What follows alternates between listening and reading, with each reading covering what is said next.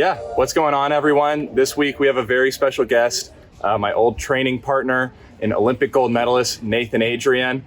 So in this video, he's going to take us through a little bit about his experiences, share a little bit about this brand new amazing pool he just purchased with him and his friend Will, and then we're going to get into a little bit of swimming drills. As always, make sure to like and subscribe to the channel. Let's get into it. We're both from Washington. Yes. What is your favorite part of being born and raised in the Pacific Northwest? Oh, I mean, it's just so beautiful up there. You get so used to how wonderful it is up there, and then it's obviously amazing here. Like, look at it. It's beautiful, it's very green, but it turns pretty golden. I started club swimming when I was up in Washington, and you were the prodigal son up there to all the club swim teams. Nice. You know, what was your experience swimming in high school, dominating up in Washington, and then transitioning into Cal? Yeah, this is a fun. I haven't really gone too much into depth about this stuff. One of the things that I think Washington swimming takes for granted is just KCAC. I mean, it's amazing facility. And just the Goodwill Games being hosted there, and then I think I swam at a US Open there. Just the high level meets that pool is capable of hosting just set an awesome precedent. And then a lot of the club teams just performed, and they saw that, and then they wanted to achieve that. And there's a lot of high level swimming up in Washington. So I don't know the full story here of what exactly happened. You made the 2008 Olympic team, but you left high school in 2006, right? Yeah, that's right. Didn't you take a redshirt year or something I did. Or what was that like going into 2008? Yeah, okay, so 2006 was my senior year in high school. I came to Cal. I swam. Nort was the head coach. Mike Bottom was the assistant coach. And then I swam a year with Mike. And then Mike told me, hey, I'm going down to the race club down in Florida. Well, that's where Gary Hall was training. And then obviously, Miller Ed Kavik was going down there, Dewey Dragana, George Bovell. I mean, these are all Olympic medalists. And, one year or the next. And he said, hey, listen, you can take an Olympic red shirt and come down and train with me. So I was like, yeah, sweet. That's awesome. Let's do it. So myself and Guy Barnea, an Israeli backstroker, went down to the Florida Keys, and we trained down there for a year. And it was awesome. It was cool because I was 19 years old. I was living the life of a professional swimmer. On our recovery days, we could convince Mike that we were going spearfishing, instead of going and swimming a 3 or 4K easy. We were just hey, I'm going doing a bunch of hypoxic work. I'm gonna be running my legs the whole time. We're gonna be eating a really good meal after this. It was a really, really wonderful experience, especially for someone who was 19 and didn't know if professional swimming was gonna work out or not. And then talk to me about the 2008 Olympics. That you're 19, 20 years old. Yeah. What is that like to be at the Olympics? 2008 was a incredible learning experience for me. I was probably never gonna medal individually there, but I qualified to be a relay swimmer, and I think the most I could hope for would be swimming on the finals relay. But I didn't, so I swam prelims. I didn't swim fast enough, and then I watched from the stands. We were in the nosebleed section, because the way that works is I don't know who is in charge, but they assign you assigned seatings, and you just every session you kind of move down until you're finally on deck for one session, and then after that you're way up to the top. And we were way up in the top, and I remember very specifically because Ben Wildman Turberner was there, and he was on the prelims relay with me, and we were just watching, and Jason dove in, and Ben was I think you can do it. And I was I don't know, man. He's so far behind, and Ben called it from the beginning, right? Wow. I only really caught on maybe 5 meters away from the first wall, and I was he's kind of dying. He's going out a little hard, and then Jason sucked him into the lane line. So we were in a good spot at that point. So yeah, we watched from up there. The wonderful experience of being on top of a podium and listening to the national anthem, which those boys all deserved and earned. I received my medal in a vacuum sealed bag at a team meeting, which was the best thing for me as a young 19-year-old, right? So You won a national championship in 2011 with Cal. Yeah. That was their first one in gosh knows how long. 11 years later, we just won a national championship 2 weeks ago. Yeah. I feel like that kind of set up the success for Cal for these past 11 years. Could you walk me through what it was like, you being a leader of that collegiate team and getting Cal's first national championship in 30 years? That was fun. That was a lot of fun. It's 2009, we came in, I think we got 4th, and that would have been my sophomore year. 2010 is when we kind of made our way on the scene in terms of being contenders. Okay. I think we were first going in the last day, and everyone was all like super excited, but Texas took it from us. They had better milers. I don't know what other events they did, but it slipped away from us basically on that last. My senior class they were good, really, really good. We came in, I think it was Guy Barnea, myself, Damir Dugonjic, Graham Moore. I know you probably don't know all these names, but back a lot of them. In that time, like we were all finalists, or wow. Damir had the NCAA record for a little while in the 100 breaststroke. So it was just so much fun, just walking in there and knowing that we had a little bit. It felt like unfinished business. 2011, we came in and we got the job done. There was a couple like hiccups on the way. It was just kind of fun. It was kind of like Moore's Law. It was just like what can happen did happen. It was a lot of ups and downs, and that was so much fun. I mean, I think we had 130 people there. A lot of alumni came out for that one because they saw what we did in 2010. We were so close. They felt it. So 2011, they came out, and that's kind of what got that ball rolling to getting all the bear suits. Oh, really? Yeah. Getting the bear suits at NCAAs and just getting a lot of alumni on board, making it a fun time for everyone involved, not just, the parents going and watching. And they obviously have a whole lot of fun too, but once you get some alumni going, young, middle-aged, old dudes, it's really cool. So you mentioned earlier that fire that you kind of had moving into 2012.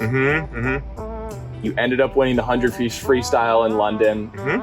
Take me through that day. What was it like when you woke up? What are you eating for breakfast? What does Olympic champion Nathan Adrian do to prepare himself to win an Olympic gold medal? That's funny. I haven't been through that day in a while. So, I do remember though. I woke up, Grievers had already won his gold medal. And we just kind of hung out and chatted. He's always a good guy for a laugh. Yeah.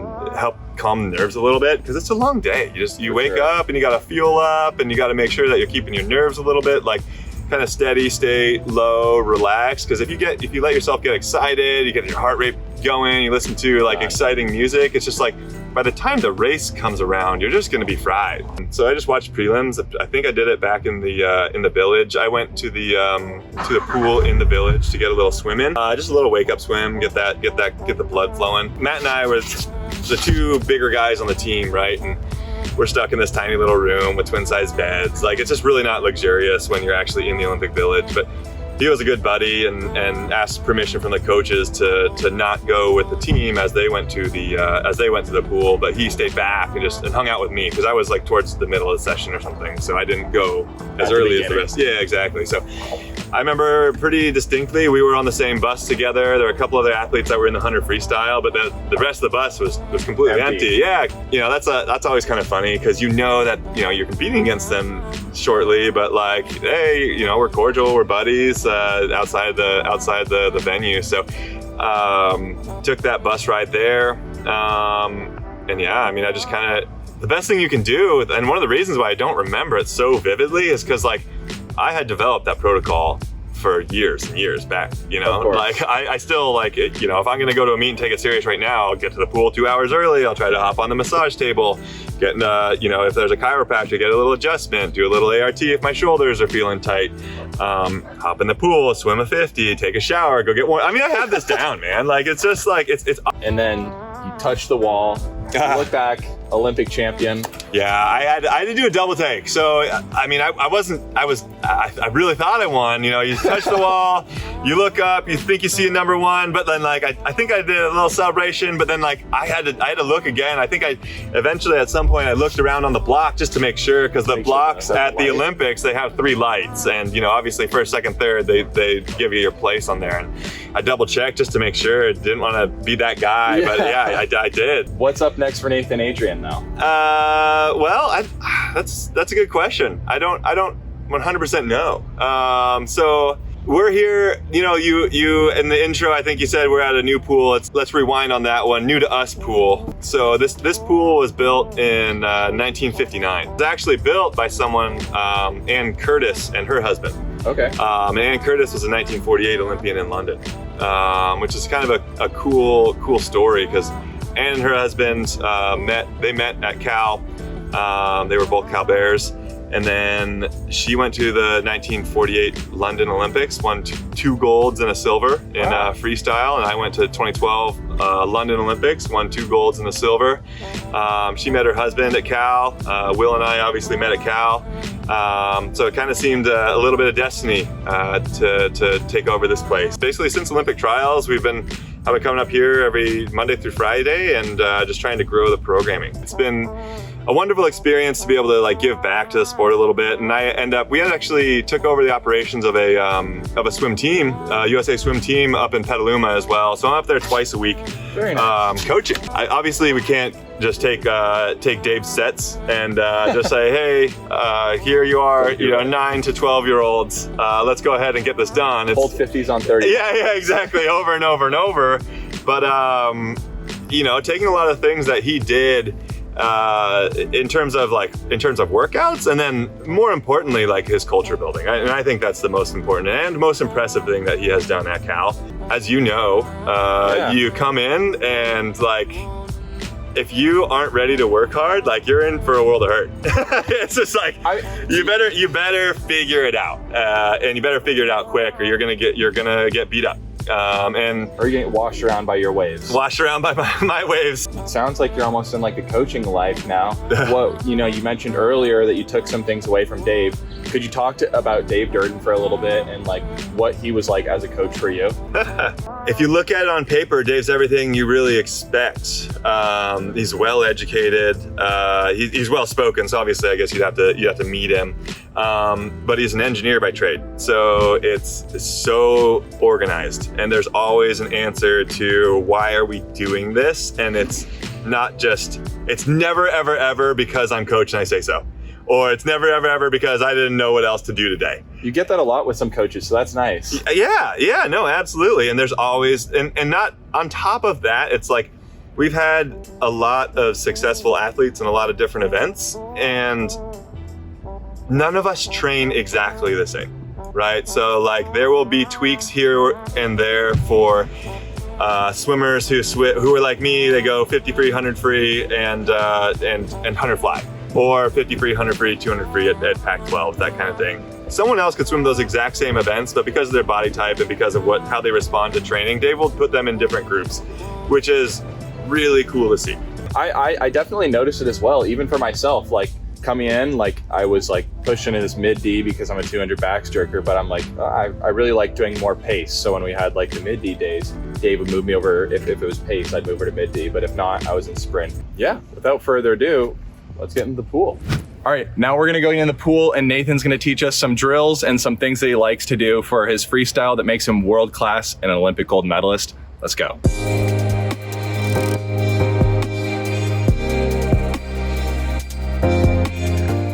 What are you doing in the pool these days? You mentioned that you have a great training partner in your friend Will. Yeah. So Will was he got 7th place at 2016 trials, so he's pretty dang good. And now I certainly don't train like I used to. Right? It's just like there's just not enough hours in the day between being a dad, being a dog dad, husband, business owner. There's like too many things going on. So when we do get in though, we just like to play games, right? Keep it light, keep it fun, stay in pretty decent shape. So we'll just play a game where we one of us will call out a time that we try to go. And a lot of times just because it's default, we'll start with, 1 minute. For 100, you gotta go a minute, or you gotta go 59, you gotta go a 1-on-1. And then for every second beyond that you miss, you have to do additional swimming. It just keeps it interesting. Yeah. Instead of just seeing a set on the board and be like, all right, we gotta do this, like, let's go. It's like you feel like you're in control of your destiny a little bit. Or just sprinting and seeing if we pop under 10 on 25s. I mean, that's always fun. Always the goal. I'll do a 100 game on it. Okay. Here's what we'll do. Let's go call the timeout when the clock hits 25, and then we'll leave on the 30. All right. So a little different, but I think I got this.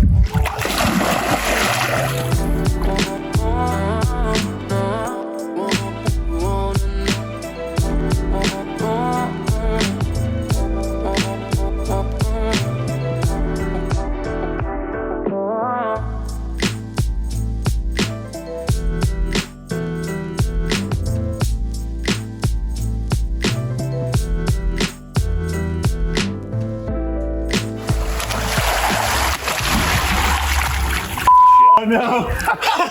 Don't way too fast. You tricked me, dude. I went out there. I thought I was gonna die. All right, so we got 3 more, right? Yeah. You don't have to record this shit.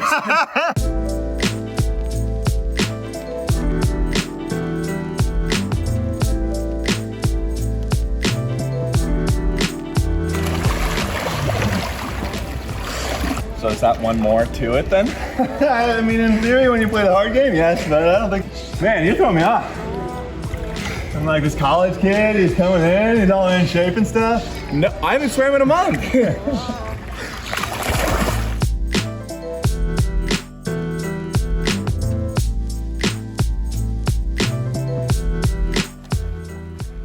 Oh, there it is.